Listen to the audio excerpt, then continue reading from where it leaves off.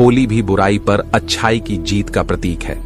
हम हर वर्ष बड़े ही धूमधाम से रंगों का त्योहार होली का मनाते हैं। नमस्कार दोस्तों, आपका मेरे YouTube चैनल में एक बार फिर से स्वागत है। दोस्तों, आपको आज हम होली की कथा सुनाएंगे, साथ ही आपको होली की हार्दिक शुभकामनाएं। ज़्यादा टाइम ना जाया करते हुए कथा का प्रारंभ करते हैं। हर त्योहार की अपनी एक कहानी होती है जो धार्मिक मान्यताओं पर आधारित होती है। मित्रों, होली के पीछे भी एक कहानी है। इसकी कथा सतयुग काल के एक दैत्यराज हिरण्यकश्यप व उसके पुत्र भक्त प्रहलाद से जुड़ी हुई है। महर्षि कश्यप की पत्नी दक्षपुत्री दति के गर्भ से दो महान पराक्रमी बालकों का जन्म हुआ। इनमें से बड़े का नाम हिरण्यकश्यप और छोटे का नाम हिरण्याक्ष था। वे दोनों ही महाबलशाली, महापराक्रमी और आत्मबल से संपन्न थे। दोनों भाइयों ने युद्ध में देवताओं को पराजित करके स्वर्ग पर अधिकार कर लिया था। फिर एक समय जब हिरण्याक्ष ने पृथ्वी को पाताल में ले जाकर छिपा दिया, तब भगवान विष्णु ने वराह अवतार लेकर पृथ्वी की रक्षा के लिए हिरण्याक्ष का वध किया था। तब अपने प्रिय भाई हिरण्याक्ष के वध से दुखी होकर हिरण्यकश्यप महेंद्रांचल पर्वत पर चला गया। वह भगवान विष्णु द्वारा अपने भाई की हत्या का बदला लेने के लिए ब्रह्मा जी की घोर तपस्या करने लगा। उसी अवसर का योग्य उपयोग करते हुए देवराज इंद्र आदि देवताओं ने हिरण्यकश्यप के राज्य पर आक्रमण कर दिया और उन्हें राज्य विहीन कर दिया। फिर सभी दैत्यगण इस युद्ध में पराजित हुए और पाताल लोक को भाग गए। तभी देवराज इंद्र को लगता है कि सारे दैत्य डरकर पाताल लोक में जाकर छुप गए। बस हिरण्यकश्यप की पत्नी कयाधु ही महल में शेष है। तब इंद्र ने अपने देवगणों को आदेश देते हुए कहा कि हे गणों, जाओ और हिरण्यकश्यप की पत्नी कयाधु को बंदी बना लो। मित्रों, फिर देवराज इंद्र ने स्वयं हिरण्यकश्यप के महल में प्रवेश करके उसकी पत्नी कयाधु को बंदी बना लिया। तब उसकी पत्नी गिड़गिड़ाते हुए, विनती करते हुए बोली, हे देवराज, मुझे छोड़ दीजिए। मेरा तो आपसे कोई बैर नहीं। हे देवराज, मैं गर्भवती हूँ। कृपा करें और मेरे गर्भ की रक्षा करें। तब क्रोधित होकर देवराज इंद्र ने कहा, नहीं देवी, हम एक क्रूर और अधर्मी दैत्य की पत्नी को यहाँ नहीं छोड़ सकते हैं। ये हम सभी देवताओं के लिए हानिकारक है। इतना कहकर देवराज इंद्र दैत्यराज की पत्नी कयाधु को बलपूर्वक बंदी बनाकर ले जाने लगे। जब वे अपने रथ में सवार होकर स्वर्ग की ओर बढ़ रहे थे कि तभी रास्ते में उनकी भेंट देवर्षि नारद जी से हो गई। उसी समय कयाधु जोर जोर से चिल्ला पड़ी और कहने लगी कि कोई बचाओ, मेरी रक्षा करो। ये देवता होकर भी एक गर्भिणी स्त्री को बलपूर्वक अपहरण करके ले जा रहे हैं। हे प्रभु, मेरी रक्षा करो। तब बीच में ही देवर्षि नारद नारायण नारायण का जाप करते हुए देवराज इंद्र के मार्ग का अवरोधक बन जाते हैं और उनसे पूछते हैं, हे देवराज, आप देवी कयाधु को कहाँ ले जा रहे हो? तब देवराज इंद्र ने कहा, हे देवर्षि नारद, कृपया आप मेरे मार्ग से दूर हो जाएं। आप हमारे बीच व्यर्थ में अवरोधक बन रहे हैं। आप नहीं जानते कि इसके गर्भ में हिरण्यकश्यप का अंश है। अगर वह जीवित रहा तो एक दैत्य और जन्म ले लेगा जो फिर से देवों का संहार करेगा। अपितु मैं ऐसा कदापि नहीं होने दूंगा। तब नारद मुनि कहते हैं, नहीं नहीं देवराज इंद्र, देवी कयाधु के गर्भ में पल रहा शिशु आगे चलकर भगवान विष्णु का परम भक्त बनेगा। अतः इस बालक को मारना तुम्हारी शक्ति के बाहर है। आपकी भलाई इसी में है। आप इसे अभी छोड़ दो। मित्रों, तब नारद जी के कथन का मान रखते हुए इंद्र ने कयाधु को छोड़ दिया और वे वापस स्वर्ग को चले गए। तब नारद जी देवी कयाधु को अपने आश्रम में ले आए और बोले, बेटी, तुम यहाँ आराम से रहो। जब तक तुम्हारा पति हिरण्यकश्यप अपनी तपस्या पूरी करके नहीं लौटता, तुम इसी आश्रम में रहोगी। तब कयाधु ने कहा, हे देवर्षि, आपने मेरी और मेरी होने वाली संतान की रक्षा की। मैं सदैव आपकी आभारी रहूंगी। आपकी और ईश्वर की कृपा मुझ पर इसी तरह से बनी रहे। यही मुझे आप आशीर्वाद दें। फिर समय के साथ साथ कयाधु उस आश्रम में नारद जी के सुंदर प्रवचनों का लाभ लेती हुई सुख पूर्वक रहने लगी, जिसका गर्भ में पल रहे शिशु पर भी गहरा प्रभाव पड़ा। भगवान विष्णु के नाम का जाप कयाधु और उसके होने वाले बच्चों के कानों में सदैव पड़ता रहता था। अब धीरे धीरे समय बीतता गया। और कयाधु ने एक पुत्र को जन्म दिया जिसका नाम प्रह्लाद रखा गया। वहीं दूसरी ओर जब हिरण्यकश्यप की कठोर तपस्या पूरी हो चुकी थी और उसने भगवान ब्रह्मा जी को प्रसन्न करते हुए अमृतत्व का वरदान मांगा, किंतु अमृतत्व का वरदान किसी को भी न होने के कारण उसने ब्रह्मा जी ने उसे रोक लिया।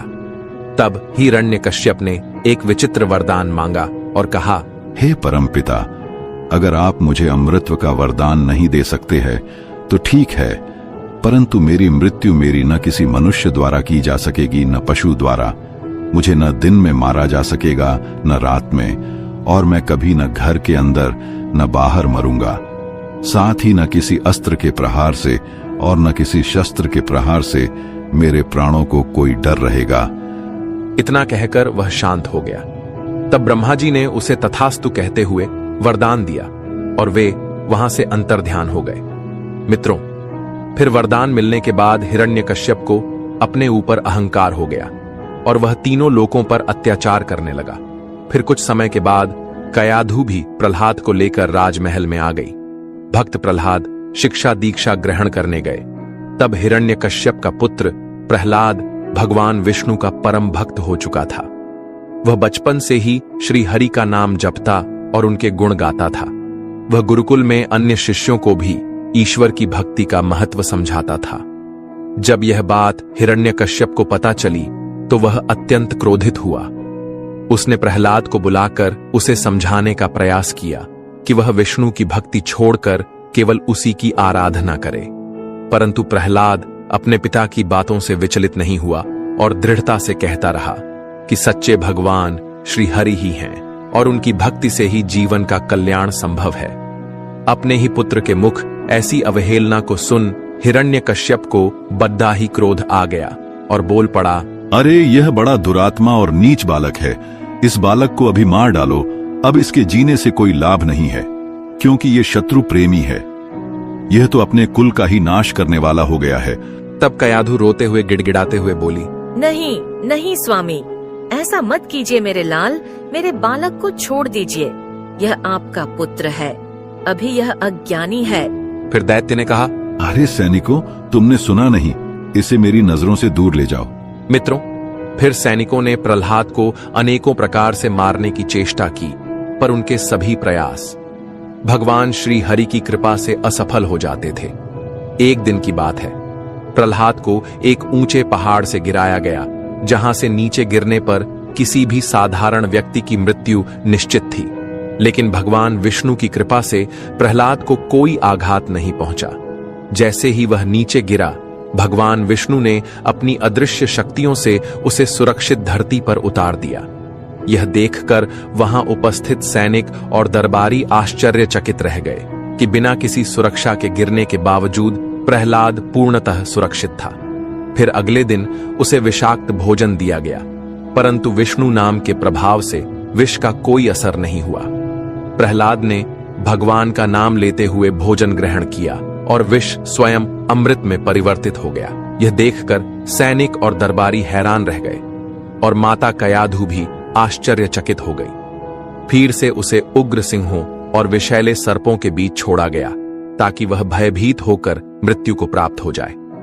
लेकिन जैसे ही सर्पों ने प्रह्लाद को डसना चाहा, वे शांत हो गए और उनकी विषैली प्रवृत्ति नष्ट हो गई तथा सिंहों ने भी प्रह्लाद को कोई हानि नहीं पहुंचाई और वह सुरक्षित बच गया। फिर से अगले दिन उसके हाथ पैर बांधकर समुद्र में फेंकवा दिया गया ताकि वह डूब कर मर जाए। लेकिन समुद्र ने भी भगवान विष्णु की कृपा से प्रह्लाद को अपने ऊपर तैराकर किनारे तक पहुंचा दिया। जब प्रह्लाद बिना किसी कष्ट के पुनः अपने महल में लौट आया तो यह देखकर हिरण्यकश्यप और अधिक क्रोधित हो गया। मित्रों, भक्त प्रह्लाद को मारने के सब प्रकार के प्रयास विफल हो चुके थे। फिर एक दिन की बात है, हिरण्यकश्यप इसी चिंता में डूबा हुआ था कि अपने पुत्र का वध किस प्रकार से करने से उसकी मृत्यु निश्चित रूप से संभव है। तभी उसकी बहन होलिका उसके पास आई और बोली, भैया, मैं इतने महान बलशाली राजा को इस तरह चिंता में डूबा नहीं देख सकती। आपको आपकी सभी चिंताओं से मुक्ति दिलाने के लिए मैं आपके पास एक प्रस्ताव लेकर आई हूँ। तब आश्चर्यचकित होकर हिरण्यकश्यप बोला, कैसा प्रस्ताव बहन होलिका? मेरी तो सबसे बड़ी चिंता वो विष्णु भक्त प्रहलाद है। मेरा ही अंश होने के बावजूद उस पापी विष्णु का नाम जाप करता है। मुझे तो सिर्फ उसे मृत्यु दंड देना है, उसके बाद मेरी सारी चिंताएं दूर हो जाएंगी। तब होलिका ने जोरों से हंसते हुए कहा, हाँ भैया, मेरे पास एक योजना है जिसके द्वारा आप प्रहलाद को मार सकते हो। भैया, आप तो जानते ही हो, मुझे भगवान ब्रह्मा से वरदान प्राप्त है कि अग्नि मेरा कुछ नहीं बिगाड़ सकती।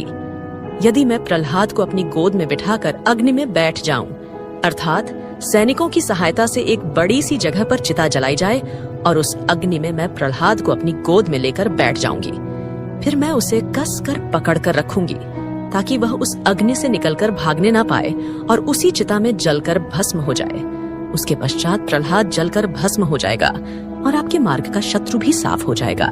तब हंसते और प्रसन्नता पूर्वक दैत्यराज ने कहा, अति उत्तम बहन, होलिका अति उत्तम। तुम शीघ्र ही इस योजना पर अमल करो। मैं सैनिकों को आदेश देता हूं कि प्रहलाद के लिए एक बड़ी चिता तैयार की जाए।